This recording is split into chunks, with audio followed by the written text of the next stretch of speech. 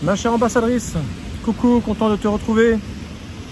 Aujourd'hui, j'ai décidé de faire une vidéo sur ce qu'est véritablement la relation toxique. C'est le thème principal de toutes mes vidéos, on est d'accord. Et pourquoi j'ai décidé de faire une vidéo et réexpliquer ce que c'est parce que beaucoup de personnes ne s'imaginent pas à quel point, lorsqu'on vit cette situation, qu'on est dans une relation toxique. Souvent, les déboires qu'on peut avoir dans un couple, les hauts, les bas, ça fait partie de la vie. On n'imagine pas à quel point on est dans une relation toxique. Parce qu'on a l'impression tout simplement que c'est la vie en couple. Voilà, j'ai vu papa, maman, j'ai vu que c'était compliqué, il y a eu des hauts, il y a eu des bas. Donc maintenant 6 mois, je suis adulte, je me mets en couple pour la première fois. Ah, effectivement, ça me rappelle les souvenirs de papa, maman ou d'autres couples que j'ai pu connaître. Oui, mais il y a des choses qui sont, j'ai envie de dire, normales de vivre. Et d'autres choses qui ne sont pas normales. La relation toxique, c'est pas vivre dans la négativité, dans les hauts et les bas, que ton conjoint, ton amoureux, ton mari, ta femme, ton concubin, peu importe, te fait vivre. Non, c'est pire que cela. Tu vis avec quelqu'un et je vais te dépeindre à chaque fois le scénario que tu peux vivre, juste pour te rendre compte que tu es peut-être concerné plus que tu ne le crois. En tout cas, si jamais il y a des aspects qui ressemblent énormément à ma description, dans lequel tu te reconnais, projette-toi en te disant « Ah ouais, donc il faudrait peut-être pas que ça aille au-delà d'une certaine limite. Parce que sinon, ça voudrait dire que je suis en danger. » Tout à fait, c'est le but de cette vidéo. Imagine-toi, tu rencontres l'homme, la femme qui t'intéresse. Bon, passons sur le côté qui fait quoi pour générer une rencontre. Ça se fait, il faut bien passer par quelque chose. C'est toujours des histoires agréables lorsqu'on y repense, parce qu'il y a toujours une histoire, il y a toujours un début, il y a toujours un petit quelque chose qui fait que. Et ça se fait. La relation commence, et j'ai envie de te dire, c'est dès le début qu'il faut être vigilant. Parce que dès le début, tu as des signes. Comme quoi c'est toxique ou pas. Ou que ça pourrait l'être. Si dans la relation, tu as l'impression que la personne, fille ou garçon, peu importe, beaucoup dans l'écoute, beaucoup dans la révélation de soi, on dit tout sur ce qu'on est, pas de tabou.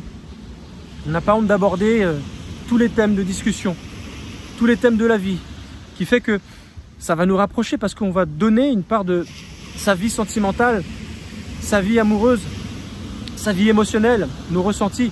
À partir du moment où tu donnes accès à quelqu'un à tes ressentis, c'est que tu estimes la personne. Ça veut dire que tu donnes une partie de ta vulnérabilité sur lequel cette personne pourrait un jour, tôt ou tard, t'en reparler, mais du coup te faire du tort. Tu lui donnes ce pouvoir-là. Si jamais tu vis cela dans la relation, quelqu'un qui tout de suite déballe, n'a pas honte, n'a pas peur, voilà, ma vie c'est ça, il se passe ça, c'est comme ci, c'est comme ça, et que c'est pas quelque chose qui est progressif. Il y a des choses sur lesquelles tu vas pas aborder tout de suite, ça va venir avec le temps.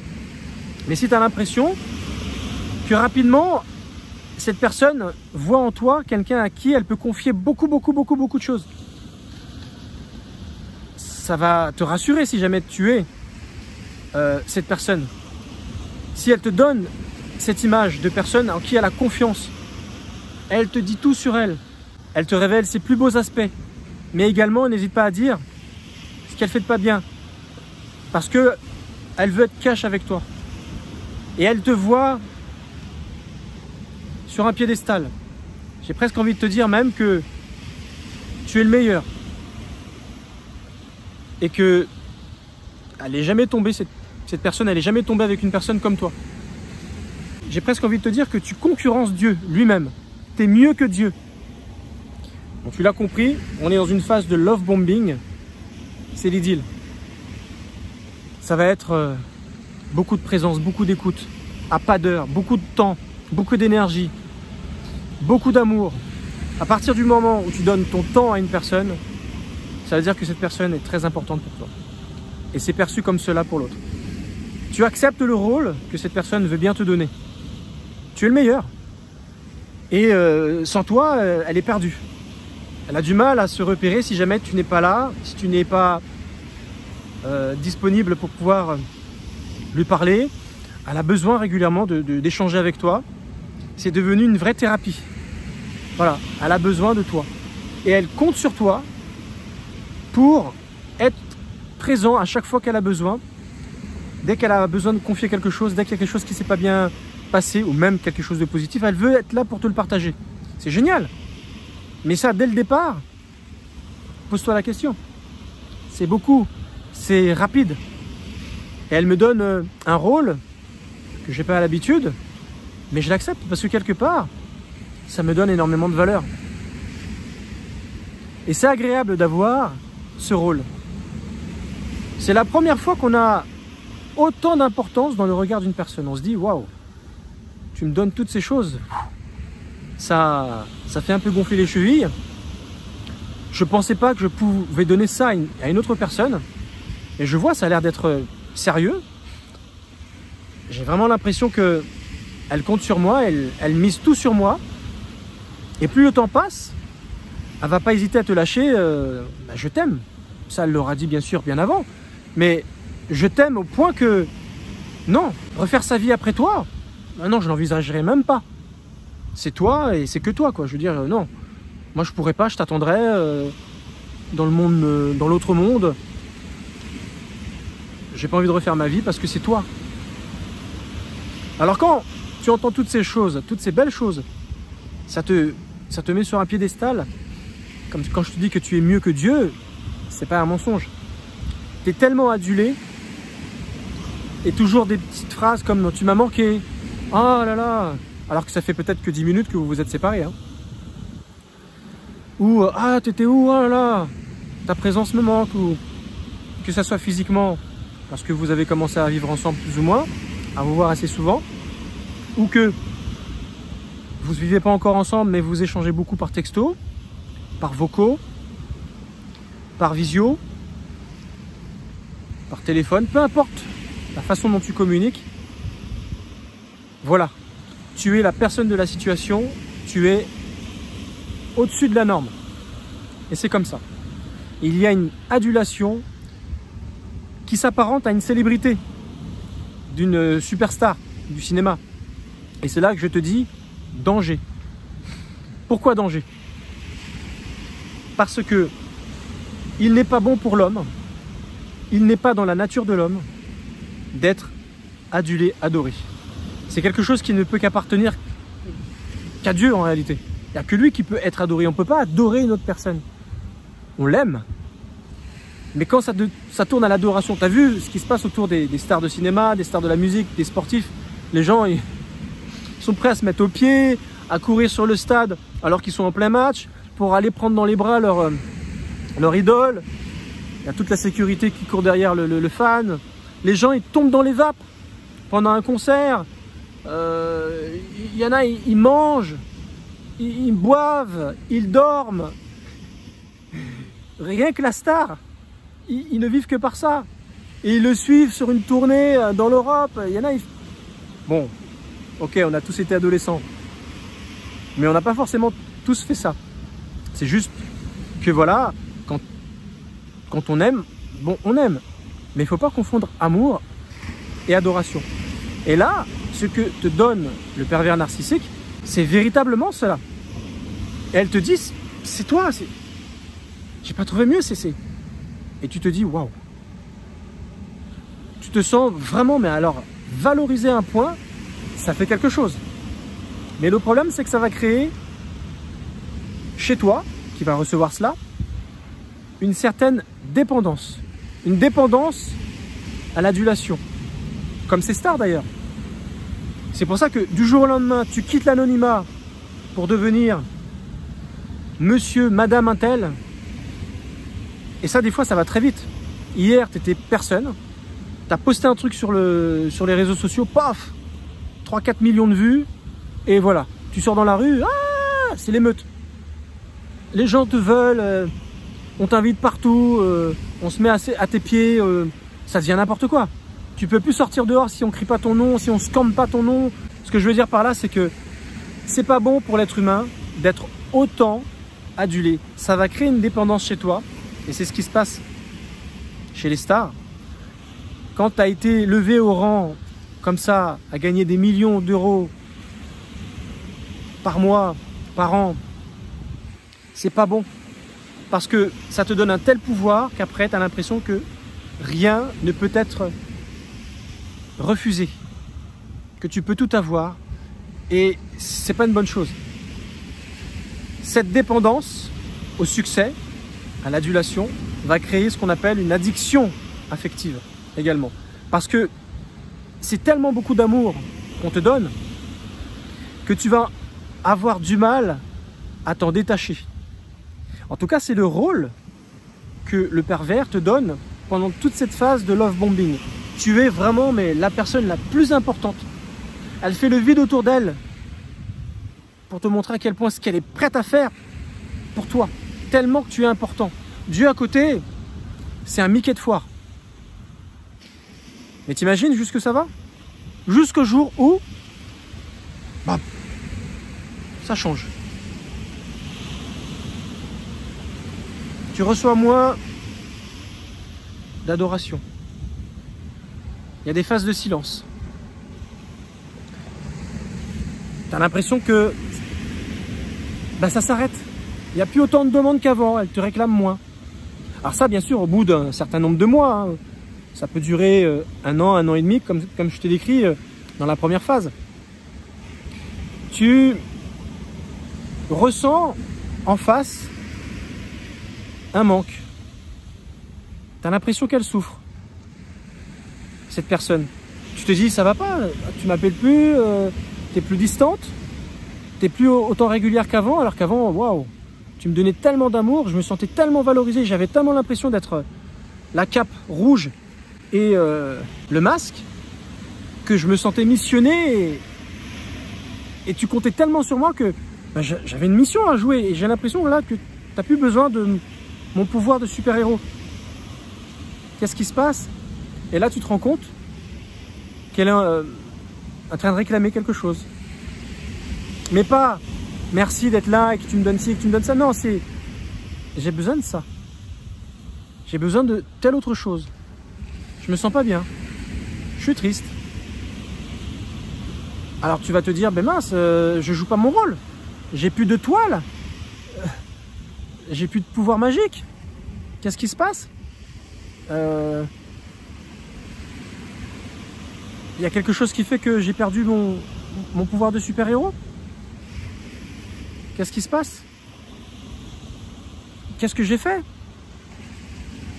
Qu'est-ce que je ne fais pas assez bien? Parce que c'est tout doucement vers cela que tu te sens dirigé. Qu'est-ce que je ne te donne plus qui fait que tu te sens bien comme tu te sentais avant? Et tu vois que elle commence à réclamer des choses que tu donnes, que tu as l'impression de donner, mais c'est pas assez. Et là, on commence à être dans une sorte de victimisation. Parce que avant, tu sais, quand j'étais jeune, il m'a manqué ça, donc forcément j'ai besoin de ça. Des séances de pleurs. Voilà. Qui dit pleurs dit consolation, attention, câlin, prise dans les bras. Tu vois, tu vas devoir donner plus que ce que tu donnais déjà beaucoup. Parce que ce que tu donnais déjà était beaucoup. Mais tu vas avoir l'impression, dans ton fort intérieur, que tu n'es plus assez bon. Que c'est plus comme avant. Alors, ça fait mal, c'est un petit peu les écueils qu'une star de cinéma peut vivre lorsqu'il a été au box-office pendant X années à être payé 10 ou 20 millions d'euros par film, parce que ça cartonne tellement qu'il fait gagner tellement d'argent à la maison de production Et du coup, on lui graisse la patte tellement que voilà, il vit dans un mirador, c'est même pas la peine de d'écrire sa vie, t'as compris. Et c'est comme si, voilà, un jour on lui propose un film et c'est un flop total. Critique de la presse, là sa cote de popularité elle commence à chuter. C'est exactement le même écueil que la superstar. Ben, tu passes du rang de mieux que Dieu à moins bien que Dieu. Mince, qu'est-ce que je fais de pas bien? Tu vas commencer à te remettre en question. Parce que là, tu vas te dire, mais je suis en train de jouer ma carrière là. Comme l'acteur, il faut absolument que le prochain film, ça soit un carton. Parce que sinon, si j'enchaîne les flops comme ça, ma carrière est fichue. Tu es en train de jouer ta carrière. Et là, l'ascenseur émotionnel que tu peux ressentir, tu commences à claquer du fessier. Mince, je suis plus aussi bon qu'avant. Je ressens plus l'étincelle dans son regard quand elle le pose sur moi. Bon, on fait toujours câlin, on fait toujours des gros câlins, on fait toujours des choses à droite à gauche, on sort, mais je sens comme si chez elle il y avait une flamme d'éteinte. Je fais tout pour essayer de ranimer cette flamme qui m'enflammait avant, et je ressens plus ces choses. Et les mois et les années peuvent passer encore avec cette ambiance, toujours avec des phases hautes où tu peux ressentir quelquefois des choses un petit peu comme avant, mais pas aussi longuement dans la durée. Ça dure moins longtemps. Et c'est comme si elle te faisait comprendre qu'elle a besoin d'autre chose, que tu vas faire tout pour lui donner. Tu vas te décarcasser pour lui trouver ces choses. Quelque chose qui va répondre à son manque lorsque toi peut-être tu n'es pas disponible. Un animal de compagnie, un appareil électronique qui va l'occuper, un travail, parce que peut-être que voilà, elle va réclamer à travailler alors que peut-être jusque-là tu lui avais dit bah, avec ce que je gagne, c'est pas utile. Profite, reste à la maison, fais un soir avec tes copines, fais du shopping. Vis, mais là non. Cette vie-là que tu lui avais proposée, pour lequel, ouais, il n'y a pas de souci, tout ce que tu me demanderas, il n'y a pas de problème chérie, moi je te suis, c'est toi que je veux. Et là, ça marche plus. Ben oui, tu deviens un flop. Et tout doucement, tu passes à la troisième phase. Et là, ça va être plus tellement d'elle qu'elle va parler. Comme quoi il lui manque ceci ou cela et qu'elle a besoin de telle ou telle chose pour combler ce manque que tu ne peux pas parce que tu n'es pas tout le temps là. Non, cette fois-ci, c'est pas d'elle qu'elle va parler. Ou de lui. C'est de toi qu'elle va parler. Ouais, tu fais pas ça. Et quand t'es pas là, bah, tu sais, moi, ça me dérange. Ah, les premiers reproches commencent à sortir. Tu vas te sentir mal là. Parce que tu vas jamais la voir, cette personne, de cette façon. La voir péter un câble. Attends, qu'est-ce qui se passe? Oh, on vient de faire l'amour il y a 5 minutes. Et là, elle pète un câble. Tu comprends pas. Tu essaies de te l'expliquer, mais c'est bizarre. Et il peut y avoir, voilà, toutes les saisons émotionnelles dans une seule et même journée. Ça passe du soleil pétant, ciel bleu, à une ondée, une averse, l'orage, ce qu'on appelle la rage narcissique chez le pervers narcissique. Et tu vas rien comprendre. Après, chaud de larmes, voilà, ça va être l'automne, la neige qui suit derrière, la froideur, le silence, le recroquevillement sur le canapé ou sur le lit, tourné dans un sens, dans le côté opposé de toi, et des sanglots. Tu essaies de comprendre. Tu vas essayer de le faire parler, de la faire parler. Qu'est-ce qui s'est passé? Qu'est-ce que j'ai dit? C'est la discussion de tout à l'heure. C'est la discussion d'il y a quelques semaines. C'est ce que je t'ai dit il y a quelques années en arrière. Tu sais pas. Mais tu seras jamais véritablement renseigné. Tu seras souvent laissé dans le flou, le plus total. Ce qui aura le don de te culpabiliser. Parce que c'est le but. Tu es dans la phase de culpabilisation. Et tout doucement, tu vas commencer à vivre. Bah, ça va pas mieux. Menace. Alors, toujours en passant par toutes les phases de l'ascenseur émotionnel chez un pervers narcissique, toutes ces saisons émotionnelles, agréables et très désagréables à vivre, parce que tu n'arrives pas à reconnaître la personne, et tu te dis, mais c'est ça qu'on est en train de vivre, c'est bizarre. Chez moi, dans ma maison, il y a toutes les saisons en une journée. je suis obligé d'avoir le débardeur, le short, les claquettes, mais également le pantalon, le pull, le ciré, les bottes, le parapluie, la doudoune, parce que je sais jamais quel temps il va faire. Et c'est épuisant, parce que tu quittes ta maison et là, tu as l'impression de souffler hors du foyer. Il n'y a que là que tu te sens bien. Quand tu rentres chez toi, tu as à nouveau le fessier qui claque. Parce qu'il te dit, mais à quelle sauce je vais te manger ce soir? Ah, tu regardes le dernier texto. Bon, ça a l'air d'aller. Ben non, tu rentres, paf, rage narcissique. Ça va durer un quart d'heure. Et là, c'est mal barré. Elle te pousse aux justifications. Il ou elle, hein, à chaque fois. Hein. C'est pas plus les femmes que les hommes. Elle te reproche plein de choses. Et là, les insultes, les toutes premières commencent à sortir. Et tu sens les mouvements, les objets, tout doucement commencent à léviter. Mais à vitesse grand V. C'est pas quelque chose qui reste sur place. Ça va dans ta direction. Tu te dis, mais on est en train de tourner un film ou quoi? C'est pas des effets spéciaux. Je les reçois vraiment, les trucs là. C'est des projectiles. Projectiles. Matériel. Et après, projectiles. Manuel. Tu commences à prendre des coups qui ne sont pas vraiment des coups au début. C'est pas franc, c'est pas clair. Et au fur et à mesure, tu te rends compte, mais si, c'est un coup, c'est une gifle.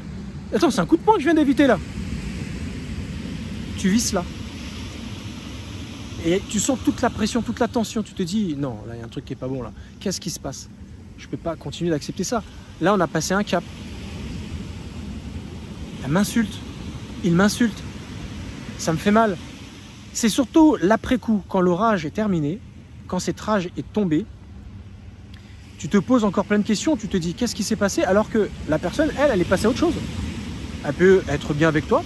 Le pire, c'est que une demi-heure plus tard, tu peux très bien avoir un rapport.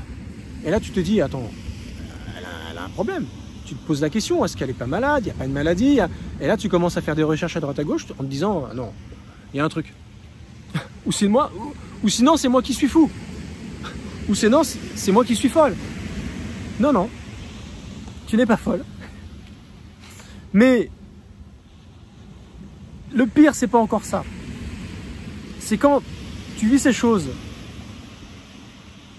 et qu'un jour tu as compris que ta relation, elle est certainement vouée à s'arrêter. Tu commences à avoir peur. Tu commences à analyser les propos. Mais qu'est-ce qui se passe? Où on va? Je te reconnais plus. Et que tu commences à entendre dans sa bouche, voilà, la vie de couple, c'est pas vraiment pour moi. C'est pas pour toi, oui. Je me sens pas bien. Je sens le mal. Je pense que j'aurais besoin de. Je pense que voilà, je sais pas. Il faut que je parte faire un break ou quoi? Break de quoi? Mais il n'en était pas question. On avait projet de faire ci et ça. Et regarde, on avait commencé à mettre de l'argent de côté. On a des projets, ceci et cela, des grands projets. Beaucoup d'argent, beaucoup de grandes choses. Tu te dis, tout ça, ça tombe à l'eau. Et là, il va se passer quelque chose d'incroyable. Tellement que tu vas avoir peur qu'il y ait une rupture, tu vas te voir faire des choses que jamais en rêve tu ne ferais en temps normal. Parce que tu as des principes, parce que tu as des valeurs et parce que tu as une conscience. Et là, tellement que tu vas désespérer, tellement qu'elle t'aura manipulé cette personne, parce que depuis le début, je ne l'ai pas dit depuis le départ, mais t'es manipulé, mais menu, hein, aux petits oignons, bien fricassés, qui roussit bien avec l'ail, depuis le départ, mais t'as rien vu. Mais tout ce que je te décris depuis le début là, c'est une relation toxique. Et pourtant toi tu as eu l'impression que bah oui, les bons moments passés. Non, non, ça c'était pour être sûr que la personne allait t'avoir, pour que le piège, bam, se referme sur toi. Donc les phases qui ont suivi derrière, c'est là que tu comprends pas, c'est là que tu commences à ouvrir les yeux en te disant il se passe quelque chose. Mais oui, mais depuis le départ, il se passe quelque chose qui t'a amené à ça. Et là, tu vas te voir faire des choses que jamais en rêve tu aurais pu t'imaginer faire. Au cours d'une énième dispute, t'en peux plus. Tu commences à péter un câble toi-même. Tu te vois t'énerver en disant mais j'ai pas l'habitude de m'énerver. Qu'est-ce qui se passe? À taper du poing sur la table. Tu te dis je la tape pas, je le tape pas. Tu dis non, je suis pas comme ça, je peux pas faire une chose pareille. Tu le fais pas, heureusement que tu le fais pas. Fais-le pas. Mais tu t'es posé la question. Je deviens folle, je deviens fou. Ben, si je la tape pas, si je le tape pas, ben, je vais me taper pour te montrer à quel point je suis pas bien. Tu te mets des gifles, tu te mets des tartes en lui montrant, regarde à quel point je suis pas bien, à quel point je suis prêt à, voilà, à faire des choses qui dépassent l'entendement pour te montrer à quel point je suis pas bien, que je t'aime et qu'il faut qu'on arrête là, qu'on retourne comme avant. Voilà ce que tu es capable de faire maintenant. Quelque chose qui dépasse complètement ton entendement. C'est impressionnant. Pire, tu vas te mettre à ses pieds. Tu vas être prêt à lui embrasser les pieds tellement tu veux lui faire passer un message. Ne me quitte pas, où on va? C'est du véridique ce que je te dis là. Ça se passe vraiment. Et c'est ça qui est dangereux. Tu vas être prêt à changer ta vie. Tu veux ça, d'accord, mais si tu veux, on va le faire. Alors qu'avant, c'était hors de question. Ah non, tu as des principes, tu as un budget, tu as fait des projets. Et là, du coup, d'un seul, tu te retrouves à changer ta vie. Alors que, bah non, tu avais prévu, tu l'avais prévenu aussi. Voilà, si on se met ensemble, on fera ça, ça, ça. Et on ne pourra pas faire autrement. Bam, là, d'un coup, tu trouves les solutions pour qu'elle puisse t'emmener, cette personne. Partout, elle te dira. Et tu vas dire, oui, il n'y a pas de souci, on va faire si tu veux. Tu veux faire un break? Ben fais un break. Alors que faire un break, c'est le début de la fin, en réalité. Tu lui ouvres la porte de sortie, en réalité. Elle n'attend que ça, cette personne. Que tu lui proposes cette aberration. Alors, le fait de retourner chez ses parents, proscrire. À proscrire, à ne jamais faire. Chez une amie, chez un ami. C'est la meilleure façon de lui dire bye bye. C'est pour cette raison, ne fais pas cela. Ne fais pas cela. Pour la première fois, tu vas te voir pleurer comme un gamin. Tu te dis, mais comment je peux me voir faire ça? Quand tu vas retrouver ton calme après un moment de tempête, quand tu vas remettre tous les films dans l'ordre, te remémorer, tu vas te dire, mais j'ai fait ça, mais je suis taré, pourquoi j'ai fait ça? On se met pas au pied de quelqu'un. Je me suis donné des coups. J'ai accepté de dormir par terre tellement que j'étais hors de moi. L'ascenseur émotionnel m'a fait faire n'importe quoi. Elle m'a fait faire n'importe quoi, cette personne. Elle est partie calmement après sa petite crise. Et moi, j'en pouvais plus tellement, j'étais par terre. Alors, on va pas mettre ça sur le compte de l'alcool. Peut-être que tu avais trop bu ce soir-là parce que tu n'étais pas bien. Peut-être. J'ai dormi par terre toute une partie de la nuit. Toi, tu vas te voir faire des choses. Et cette personne, elle est déjà en mode je fuis, je la suis. Et plus je vais la suivre, plus je vais la faire fuir, en réalité. Et là, tu vas commencer à avoir des phases de silence radio. Ce que je suis en train de te décrire, c'est la phase de culpabilisation. Tu te sens fautif. Et elle a fait tout, cette personne, pour que tu ressentes ce sentiment. À partir du moment où il y a du silence radio, alors c'est pas des silences comme dans l'étape précédente. Non, là c'est des silences radio, j'ai plus envie de te voir, j'ai plus envie de te parler. Et si tu m'appelles, bon, quoi encore? Oui, mais tu m'appelles un peu trop. Bah attends, c'était notre routine ça avant. Avant tu ne plaignais pas, au contraire, c'est toi qui me harcelais et ça me plaisait, j'étais Superman. Et là, 2, 3 par jour, c'est 2, 3 de trop. On va où? Bah dis-toi bien une chose. C'est que là, tu as entamé une phase qui est très humiliante pour toi. Tout ce que je t'ai décrit qui dépasse l'entendement humain, est-ce qu'on est prêt à vivre ça dans son couple? Jamais de la vie. C'est humiliant, tu perds ton identité, ta dignité elle est piétinée depuis déjà un moment. Voilà ce qui se passe. Tu n'as plus confiance en toi, tu n'as plus confiance en cette personne, ton estime elle est salie. Et c'est des choses qui ne devraient pas exister. Voilà ce que tu es en train de vivre. Mais attends, c'est pas fini. Il y a une dernière étape. Celle de se débarrasser de toi. Parce que forcément, à la fin de cette étape que je viens de te décrire, il y a la porte de sortie qui s'entrouvre. Des propositions, tu veux faire un break, aller chez ta mère quelques jours, quelques semaines. Et là, tu verras le sourire qui va venir s'attacher derrière les oreilles. Parce que c'est exactement ce qu'elle voulait entendre, cette personne. Que tu lui ménages sa sortie. Parce que si jamais elle prend ses clics, ses claques, elle se barre, tu pourras lui reprocher ça, surtout si vous êtes mariés. C'est un découchement. Devant la justice, tu peux lui reprocher ça. Devant tous ses amis, sa famille, elle est en tort, cette personne. Et si tu lui proposes, ça devient un commun accord. C'est fini, tu ne peux plus lui reprocher ça. Tu te fais avoir. Tu peux même pas aller porter une main courante ou porter plainte. L'avocat que tu vas contracter va te dire, ben oui, quelque part, vous étiez contentant, donc faire un break, c'est comme si vous acceptiez que vous vivez l'un séparé de l'autre, avec tout ce que ça là peut comporter. Ah bon? Donc si jamais tu rapportes que elle m'a trompé ou elle a flirté, dis, ah, c'était le risque. Donc j'aurais jamais dû lui dire de... Ben ouais, tu t'es fait avoir. C'est pour ça que je te dis que c'est la porte qui s'en trouve. Parce que tu lui redonnes sa liberté. Liberté, pourquoi? Pour détruire sa relation avec toi et entamer une nouvelle, parce que c'est une personne qui a besoin d'être mise en valeur. Elle a besoin d'un nouveau pion, elle a besoin d'une nouvelle énergie. Donc sur les réseaux sociaux, son téléphone portable est son outil privilégié. Avec tout l'amour qu'elle peut recevoir, rien qu'avec une photo, tous les contacts qu'elle peut avoir, des vieux contacts, on reprend connaissance, on reprend contact, on échange. Mais elle n'a plus envie d'échanger avec toi parce que c'est une histoire qui se termine. Ton énergie est devenue insipide.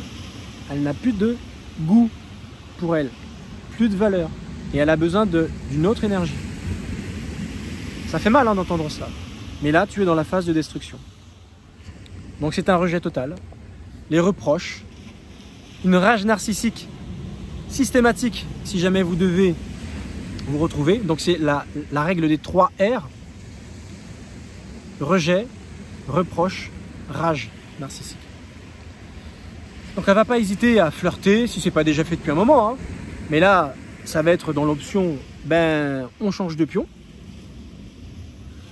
Adultère, tromperie, sortie qui n'est pas acceptable.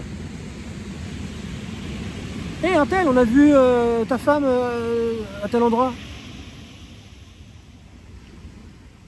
Tu vois ce que je veux dire? Et comme je viens de te dire, le danger, c'est l'outil électronique qui lui permet de tout faire. C'est ça son outil de travail pour pouvoir se débarrasser de toi et prendre l'heureux élu qui va te remplacer et le plan va se refermer sur une autre victime. Le même scénario va se répéter. Cette personne va préparer son départ définitif. Donc là, tu as compris que c'est la fin. C'est pour ça qu'il ne faut surtout pas ménager, arranger ces petites affaires, parce qu'il est préférable qu'elle dise clairement son petit jeu. Je t'ai tout décrit. Mais bien sûr, quand tu vis ces choses, tu es loin d'imaginer que tu vas aboutir à cela. Et c'est elle, cette personne-là, qui veut se débarrasser de toi. Elle ne voudra pas que ce soit toi qui le fasses. C'est une question d'ego. N'oublie pas, pervers, narcissique. Il y a narcissique, donc égocentrisme. Si jamais c'est toi qui pète un câble et qui la met dehors, ah, ben non, c'est pas comme ça que ça devait se passer. Elle va vouloir comprendre pourquoi c'est toi qui me jettes. Non, tu me jettes pas. C'est moi qui te jette. Tu me suis, je te fuis. Mais si c'est toi qui fuis, ben non, moi je te suis. On inverse les rôles. Elle va pas comprendre. Ou sinon, elle va utiliser ça contre toi pour justifier sa porte de sortie. Voilà, un tel a changé finalement. Et tu vas lui donner du pain béni pour pouvoir appuyer sur toi. Donc, attends-toi de la calomnie, de la diffamation. Devant, elle va pas te dire franchement les choses. Oui, c'est ceci, c'est cela. Non, je suis pas fait pour vivre avec quelqu'un finalement. Je sens le mal en moi, je suis toxique. Elle va peut-être même le dire. Que ça vient d'elle. Je suis pas fait, voilà, non, je pense que je serais mieux toute seule ou tout seul. Alors qu'en fait, dès que tu as le dos tourné, elle est en train de flirter. Et tout ça, en fait, c'est quand elle est en face de toi. Mais quand elle est avec d'autres personnes, ah, un tel, comme ci, comme ça, elle te refait ton 3 pièces cuisine. Tu es le fautif. Et elle va te reprocher des choses que tu n'auras jamais fait du tout. Et c'est ça qui va diviser vos amis en commun, votre famille. Alors qu'elle était déjà plus ou moins divisée parce qu'elle aura tout fait pour t'éloigner de ta famille pour pouvoir te manipuler. Mais là, vos amis en commun, la famille, vont être divisés dans votre histoire. Elle va réussir à te faire porter le chapeau, quoi qu'il arrive. J'en ai terminé pour cette vidéo. Alors tu vas me dire, c'est bien, je t'ai raconté c'est quoi une relation toxique. C'est exactement ça. Dans le monde professionnel, c'est pas aussi violent, mais ça en prend les mêmes pistes. Au début, tu es l'homme de la situation, la femme de la situation, on te met sur un piédestal parce qu'on voudrait soutirer chez toi quelque chose qui va faire avancer l'entreprise ou les intérêts du pervers narcissique qui veut t'utiliser, qui veut te faire faire son travail. Sitôt qu'il a compris que tu as compris son jeu, ben, il est en danger, donc il va essayer de se débarrasser de toi, mais toujours avec les honneurs. Il va te trouver un truc que tu as fait, une petite faute, un petit ceci, pour que ça te soit reproché, pour pouvoir se débarrasser de toi et il passe au suivant. C'est toujours le même principe. Conclusion. Quand tu es dans ces phases, la toute première, où c'est trop beau pour être vrai, parce que c'est véritablement cela, dis-toi bien que tu es en train de boire un verre d'eau pure avec une toute petite goutte de cyanure, c'est-à-dire une substance toxique, dangereuse, mortelle. Qui dit toxicité dit mortelle. Et il ne te viendrait pas à l'esprit de boire ce verre d'eau pure, ne serait-ce qu'avec une petite goutte de cyanure. Non, tu ne la boirais pas.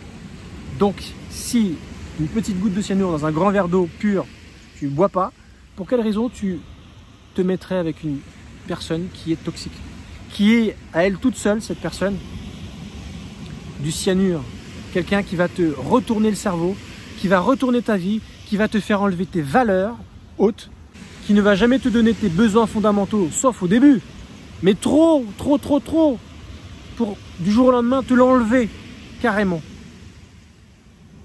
Quand tu es dans cette phase, tu as encore le moyen de te barrer ou de bien réfléchir, mais c'est dur. Parce que tu es tellement adulé, tu es tellement addict, comme un enfant peut l'être pour le sucre, le chocolat et le gras. Parce que c'est le même effet, le même phénomène dans le cerveau. Ce besoin, cette carence, cette addiction à être un super-héros, que c'est pas dans cette phase-là que tu penses à te débarrasser. Et pourtant, c'est dans cette phase-là que tu devrais te poser les bonnes questions en te disant non, il y a un truc qui n'est pas normal. C'est véritablement dans cette étape-là qu'il faut véritablement réfléchir en te disant il faut que je parte. Parce que si je continue, ça va être difficile. Mais le problème, c'est que comme tu es addict à cette personne, parce qu'elle t'aura donné tout, tu es la star de ciné qui est à l'apogée, tu n'as pas envie que ça s'arrête en fait. Ce qui te fait te dire qu'il y a un problème, c'est seulement quand tu verras le décalage, les deux extrêmes entre ce que tu auras connu de super agréable et de très désagréable. Et généralement, quand tu arrives à cette phase-là de comparaison, c'est déjà la fin. En tout cas, pour cette personne-là, c'était déjà la fin. Alors tu vas me dire, bah alors comment on fait? Je te l'ai dit au tout début de la vidéo, ce n'est pas normal d'être adulé. Il n'est pas dans l'équilibre d'un être humain d'être trop aimé, de trop recevoir. Non. L'adulation est pour Dieu, elle n'est pas pour les êtres humains. C'est pas normal d'adorer un homme, d'adorer une femme, non. C'est trop. Il y a quelque chose qui ne va pas. Et ça, c'est le signe que tu es avec un pervers narcissique. Je te remercie de m'avoir écouté. J'ai beaucoup décrit chaque détail de ces différentes phases pour que tu puisses ressentir tout ce que tu as pu vivre, essayer de te les faire revivre avec moi pour que plus jamais ça t'arrive et que tu puisses prévenir ceux qui sont dans ce genre de relation. Je sais que malheureusement, souvent, il faut la vivre. Mais des fois, tu sais, on n'en vit pas qu'une seule. On en vit 2, 3, 4. Et on n'a toujours pas compris parce qu'on devient addict à cette adulation, cette adoration. Comme on devient addict au sucre. Comme une substance toxique. Dis-toi bien que ça cible les mêmes zones du cerveau. La même demande du cerveau, la même réponse. J'ai besoin de cette dose. Parce que elle m'adore, je suis quelqu'un, je suis mieux que Dieu. Et c'est là que c'est pas normal. Je m'en arrête là. Parce que sinon, je pourrais continuer des heures et des heures. Tu as bien compris le message de cette vidéo. Protège-toi, fais attention à toi. N'hésite pas à faire appel à moi, commenter. Ça me ferait plaisir de converser avec toi. Je te souhaite une très bonne soirée. À très bientôt. Ciao.